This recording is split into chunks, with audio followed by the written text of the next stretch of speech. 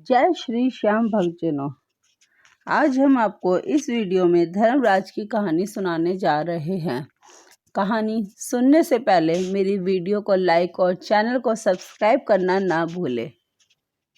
एक बुढ़िया माई थी। वह व्रत नियम बहुत रखती थी। एक दिन भगवान के घर से यमदूत लेने आए। बुढ़िया माई यमदूत के साथ चली गई। आगे गहरी नदी बह रही थी।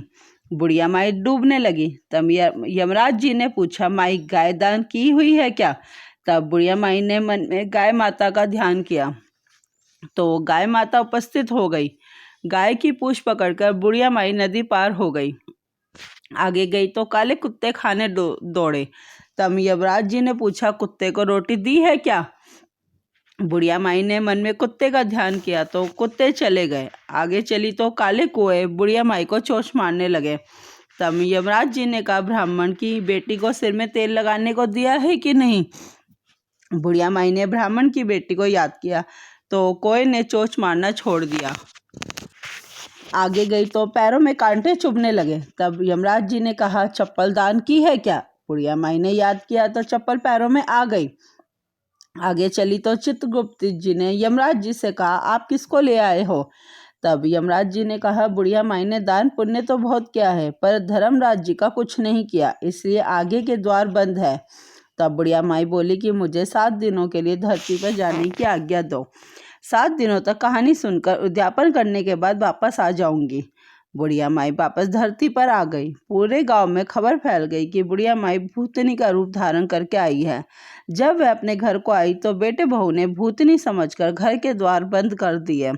तब उसने अपने बेटे और बहू को कहा कि मैं भूतनी नहीं हूँ, मैं तो धर्मराज जी के कहने के अनुसार वापस आई हूँ। मैं नियमानुसार प्रत्येक दिन धर्मराज जी की कहानी सुनकर उद्यापन करके वापस परलोक चली जाऊंगी। यह सुनकर बेटे ने उद्यापन की पूजा की सभी सामग्री एकत्रित कर दी, लेकिन कहानी का उंकारा नहीं भरा। तब बुढ़िया माई पड़ोसन के पास गई और कहानी सुनने को कहा। पड़ोसन ने कहानी सुनी और हुंकारा भर दिया। बुढ़िया माई ने 7 दिनों के पश्चात कहानी सुनकर उद्यापन कर दिया और सभी सामान दान कर दिया। तब धर्मराज जी ने बुढ़िया माई के लिए धरती पर विमान भेजा। विमान देख सभी गांववासी स्वर्ग जाने को तैयार हो उठे। बुढ़िया माई बोली कि मेरी कहानी तो सिर्फ पड़ोसन ने ही सुनी है।